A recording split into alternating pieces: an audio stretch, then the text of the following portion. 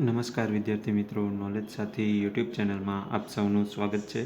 તો મિત્રો, અત્યારે હાલમાં જ એક ઓફિશિયલ નોટિફિકેશન જાહેર કરવામાં આવી છે કે આપણે જે બિન સચિવાલય કારકુનની એક્ઝામ 3/2/2019ના રોજ લેવાની હતી તે હાલ પૂરતી મોકૂફ રાખવામાં આવી છે.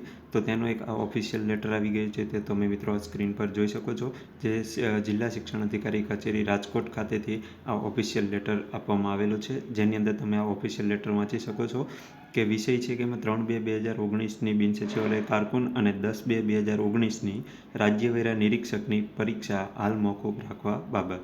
એટલે કે આ બિન સચિવાલય કારકુન અને રાજ્યવેરા નિરીક્ષકની પરીક્ષા બંને મોકૂફ રાખવામાં આવેલી છે. તો આ તમે જે ઓફિશિયલ લેટર છે તે તમારી સ્ક્રીન પર જોઈ શકો છો. અને હવે નવી તારીખ ક્યારે આવવાની છે તેના વિશે મિત્રો અહીંયા આપણે દર્શાવવામાં આવેલું છે કે નવી તારીખ હવે પછી તમને ઈમેલના માધ્યમથી તમને જણાવવામાં આવશે. અને ત્યારબાદ જે આ જીપીએસસી દ્વારા લેવાની રાજ્યવેરા નિરીક્ષકની પરીક્ષા જે 11 થી 1 દરમિયાન લેવાની હતી રાજકોટ શહેર ખાતે, તે પણ મોકૂફ રાખવામાં આવી છે.